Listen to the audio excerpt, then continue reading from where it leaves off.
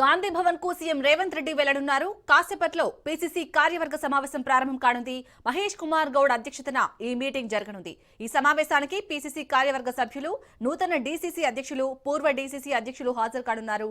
కొత్త డీసీసీలకు సీఎం రేవంత్ దిశానిర్దేశం చేయనున్నారు.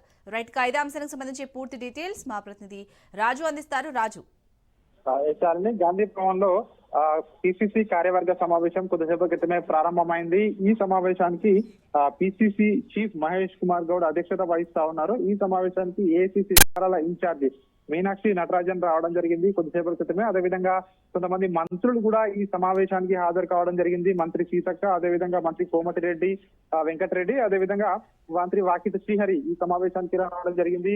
ప్రధానంగా నూతనంగా ఎన్నికైనటువంటి డిసిసి అధ్యక్షులు ఈ సమావేశానికి హాజరు కావడం జరిగింది. అదేవిధంగా ఇటీవల ఏదైతే డిసిసిల పదవీ కాలం పూర్తయిన వారు కూడా ఈ సమావేశానికి హాజరు కావడం జరిగింది. ప్రధానంగా స్థానిక సంస్థల ఎన్నికలకు సంబంధించి ఇప్పటికే ఏదైతే కాంగ్రెస్ పార్టీ మద్దతుదారులు ఎక్కువ సంఖ్యలో గెలుచుకునే విధంగా కూడా నేతలందరికీ కూడా దిశా నిర్దేశం చేసే అవకాశం మనకు కనిపిస్తా ఉంది. ఈ సమావేశానికి వీరితో పాటు ఏఐసిసి కార్యదర్శులు విశ్వనాథన్, అదేవిధంగా సచిన్ సామంత్లు కూడా హాజరు కావడం జరిగింది. స్థానిక సంస్థల ఎన్నికల్లో గెలిపే లక్ష్యంగా కూడా అందరూ కూడా కలిసికట్టుగా పనిచేయాలి అని చెప్పి కూడా చెప్పే అవకాశం కనిపిస్తా ఉంది. రాబోయే రోజుల్లో తెలంగాణలో కాంగ్రెస్ పార్టీని మరింత బలోపేతం చేసే దిశగా ఈ రోజు ప్రణాళికలు రూపొందించబోతా ఉన్నారు.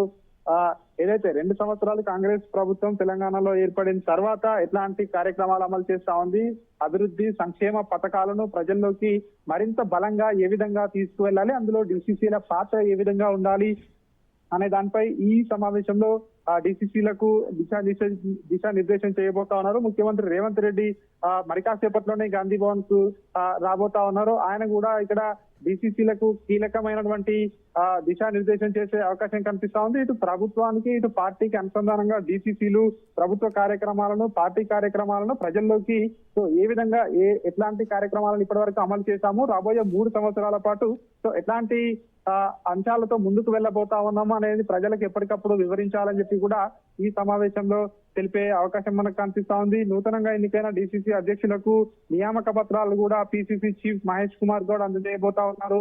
అదేవిధంగా గతంలో పనిచేసిన ఎవరైతే డిసిసిలు ఉన్నారో వారికి అందరికీ కూడా అభినందనలు తెలుపుతూ ఈ సమావేశంలో ఒక తీర్మానం కూడా చేయబోతా ఉన్నారు. ప్రధానంగా ఇప్పటికే ఏదైతే తెలంగాణ ప్రభుత్వం ఇప్పటికే ఈ 8వ తేదీ 9వ తేదీల్లో ఏదైతే రాష్ట్రంలో ప్రతిష్టాత్మకంగా నిర్వహించబోయే గ్లోబల్ సమ్మిట్ ఏదైతే ఉందో దీనికి ఇప్పటికే ఇటు దేశ ప్రధానిని ఆహ్వానించాలని చెప్పేసి ఇప్పటికే నిర్ణయం తీసుకోవడం జరిగింది. దీనికి సంబంధించి ఈ రోజు రాత్రికి సీఎం రేవంత్ రెడ్డి ఢిల్లీ బయలుదేరి వెళ్లి ప్రధానమంత్రి నరేంద్ర మోడీ కేంద్ర మంత్రులను కలిసి వారిని ఆహ్వానించబోతా ఉన్నారు.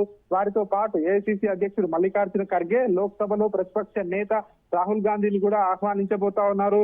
ప్రతిష్టాత్మకంగా తీసుకున్నటువంటి కాంగ్రెస్ ప్రభుత్వం ఏ విధంగా పనిచేస్తా ఉంది, తెలంగాణలో ఇచ్చిన హామీలను ఒక్కొక్కటిగా ఏ విధంగా అమలు చేస్తా ఉంది అన్న అంశాలను కూడా ప్రజల్లోకి బలంగా తీసుకువెళ్లాలని చెప్పి కూడా ఈ సమావేశంలో ఒక దిశా నిర్దేశం అయితే చేసే అవకాశం కల్పిస్తా ఉంది. అదేవిధంగా కష్టపడి పనిచేసిన వాళ్ళకి ఖచ్చితంగా పదవులు వస్తాయని చెప్పి కూడా ఈ సమావేశంలో మీనాక్షి నటరాజన్ నేతలకు తెలిపే అవకాశం కనిపిస్తా ఉంది. కొంతమంది డిసిసి పదవులు రాలేదని చెప్పేసి కూడా ఇప్పటికే కొంతమంది అసంతృప్తితో ఉన్నారని చెప్పి కూడా పార్టీ హైకమాండ్ దృష్టికి వెళ్ళింది. దీనికి సంబంధించి వాళ్ళందరికీ కూడా పనిచేసుకుంటూ వెళ్ళండి, ఖచ్చితంగా పార్టీ గుర్తించి మీ అందరికీ కూడా పదవులు వస్తాయి భవిష్యత్తులో అని చెప్పి కూడా చెప్పే అవకాశం అయితే కనిపిస్తా ఉంది. ప్రధానంగా ఇప్పటి వరకు అయితే లోకల్ బాడీ ఎన్నికల్లో ఇక నుంచి జరిగే ఏ ఎన్నికలైనా సరే జూబ్లీ హిల్స్ ఎన్నిక జోష్ తోటి ముందుకు వెళ్ళాలి, లోకల్ బాడీలో మెజారిటీ సీట్లు సాధించుకోవాలి. ఆ తర్వాత వచ్చే రాబోయే రోజుల్లో ఎంపీటీసీ జెడ్పీటీసీలు కావచ్చు, ఆ తర్వాత వచ్చే మున్సిపాలిటీ ఎన్నికలు కావచ్చు, వాటన్నిటికీ కూడా పార్టీ సమాయత్తమై ఉండాలి అని చెప్పి కూడా ఈ సమావేశంలో చెప్పే అవకాశం అయితే మనకు